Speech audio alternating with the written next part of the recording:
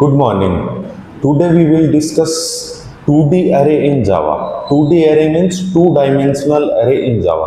Till now we have discussed about 1D array in Java. 1D array means one-dimensional array in Java. वो चीज़ हम discuss कर चुके हैं। तो आज हम देखेंगे कि 2D array क्या होता है। तो सबसे पहले इसके बारे में देखेंगे, फिर इसको डिक्लेयर कैसे करते हैं, इनिशियलाइज कैसे करते हैं, वैल्यू सेट कैसे करते हैं, वो सारी चीज़ हम डिस्कस करेंगे।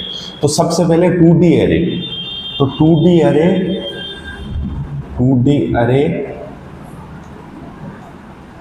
Are used to store data in rows और कॉलम्स,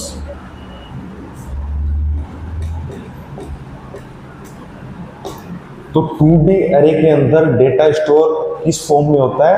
रोज और कॉलम की फॉर्म में होता है। कहने का मतलब टेबल की फॉर्म में डेटा स्टोर होता है, टेबुलर फॉर्म में डेटा स्टोर होता है। ठीक है, नेक्स्ट लाइन देखो, it is also known as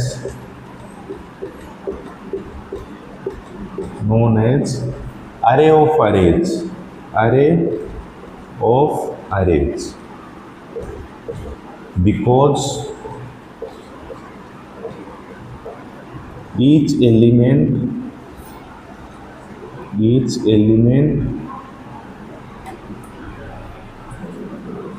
itself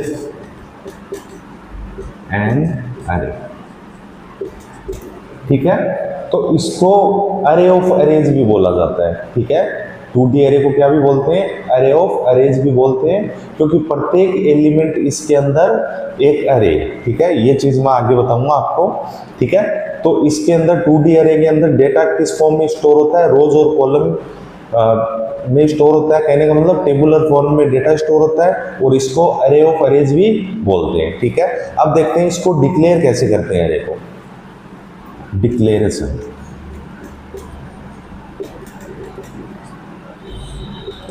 तो डिक्लेयर करने के लिए सबसे पहले डेटा टाइप वही सेम हमने 1D एरे डिक्लेयर किया था, फिर 2 स्क्वायर ब्रैकेट आते हैं यहाँ पे। ठीक है, 2 स्क्वायर ब्रैकेट, उसके बाद अरे का नाम। ठीक है, ये हो गया इसका डिक्लेरेशन। ठीक है, इसका जो मेमोरी रिप्रेजेंटेशन है वो ऐसे होता है कुछ,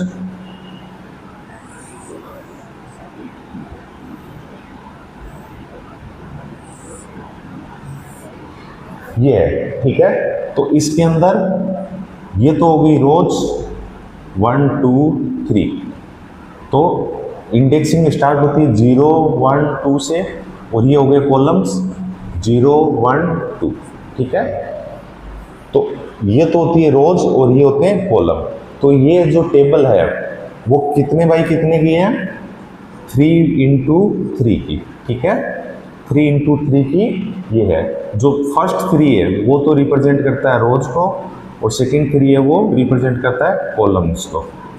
ठीक है, तो ऐसे आप मेमोरी के अंदर ये स्टोर होता है डेटा। ठीक है, तो फर्स्ट एलिमेंट अगर आपको स्टोर करना है, तो जैसे ये अरे है अपना 0 और 0, इसके ऊपर स्टोर करना है फर्स्ट एलिमेंट 50। तो जो फर्स्ट स्क्वायर ब्रैकेट है ये रिप्रेजेंट करता है रोज को, सेकंड स्क्वायर ब्रैकेट रिप्रेजेंट करता है कॉलम्स को। ठीक है, तो इसके अंदर 0 रो और 0 कॉलम पे 50 वैल्यू स्टोर करनी है।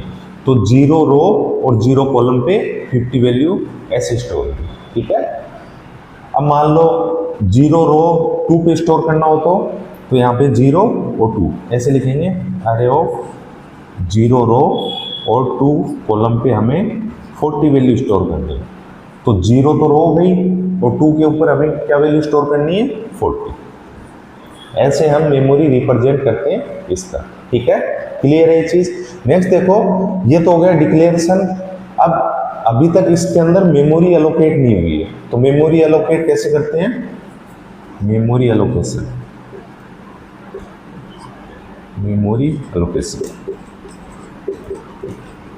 तो मेमोरी एलोकेशन कैसे करते हैं, अरे का नाम ARR equal to new int और ब्रैकेट के अंदर साइज क्या देना चाहते हो, 3 दे रहा हूं मैं, ठीक है।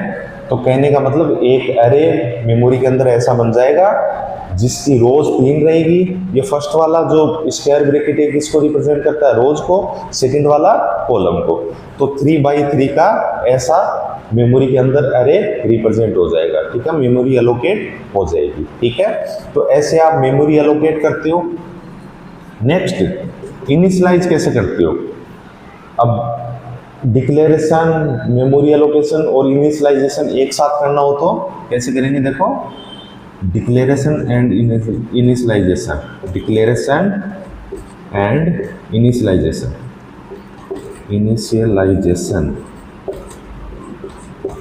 इनिशियलाइजेशन का मतलब क्या होता है कि वैल्यू, इनिशियल वैल्यू पुट करना, कि मतलब कोई भी वेरिएबल है उसके अंदर वैल्यू पुट करना ही इनिशियलाइजेशन कहलाता है, ठीक है। तो इसके अंदर हम दोनों चीज़ एक साथ देखेंगे। तो सबसे पहले इंटीजर टाइप का मैं अरे ले रहा हूँ, फिर उसके बाद 2 स्क्वायर ब्रैकेट लेने हैं आपको, फिर उसके बाद अरे का नाम, फिर इसके बाद इक्वल टू, और यहाँ दोगे कर्ली ब्रेसिस, फिर उसके बाद एक और कर्ली ब्रेसिस दोगे, यहाँ पे लोगे 1, 2, 3, फिर कोमा लगाओगे, फिर दूसरा कर्ली ब्रेसिस स्टार्ट करोगे 4, 5, 6, फिर कोमा लगा के 7, 8, 9, फिर कर्ली ब्रेसिस स्टार्ट और बंद, फिर ये जो फर्स्ट में स्टार्ट किया था उसको बंद करोगे ऐसे।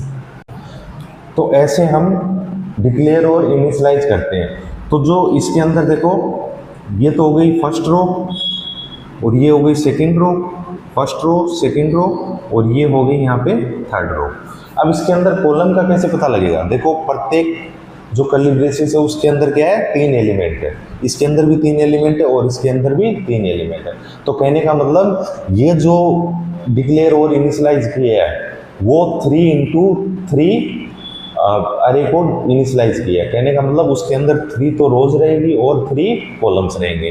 तो ये जो मेमोरी के अंदर स्टोर होगी वैल्यू वो कैसे होगी, फर्स्ट रो के अंदर 1, 2, 3, तो 1, 2, 3, सेकेंड रो के अंदर 4, 5, 6 और थर्ड रो के अंदर 7, 8, 9, ठीक है। तो इसीलिए इसे क्या बोलते हैं, अरे ऑफ अरेज बोलते हैं, क्योंकि प्रत्येक एलिमेंट, अब देखो 0 पोजीशन पे वैल्यू कितनी स्टोर है, 3 वैल्यू स्टोर है, 1, 2, 3, ठीक है। इसके ऊपर कितनी वैल्यू स्टोर है, 3 वैल्यू। 1 पोजीशन पे भी 3 वैल्यू स्टोर है और 2 पोजीशन पे भी 3 वैल्यू स्टोर है, ठीक है।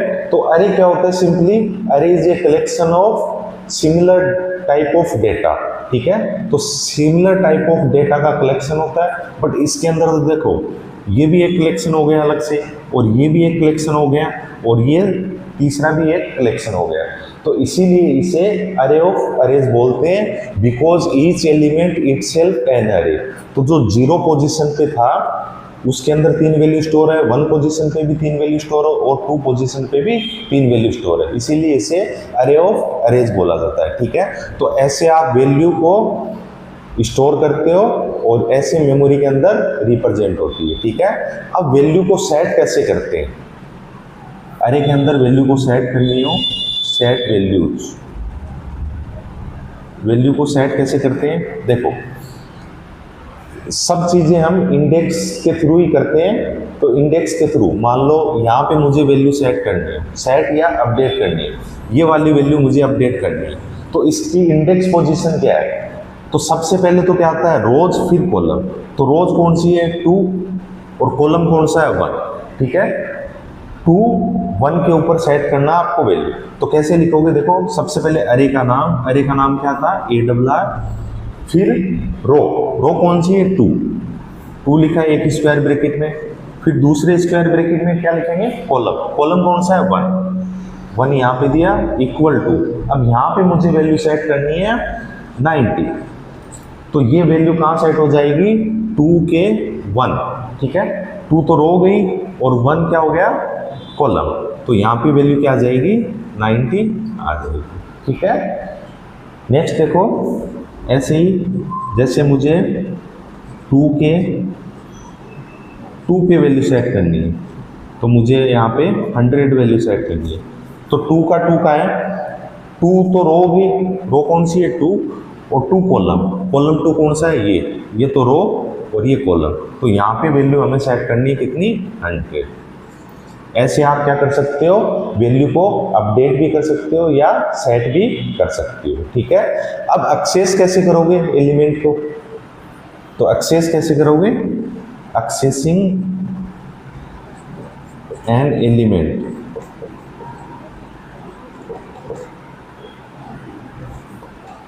Accessing an element. एक एलिमेंट को अगर एक्सेस करना हो तो कैसे करोगे, तो एलिमेंट को प्रिंट करवाने का जो स्टेटमेंट है वो क्या होता है, system dot out dot println. यहाँ पे लिख देता हूँ मैं, system dot out dot println,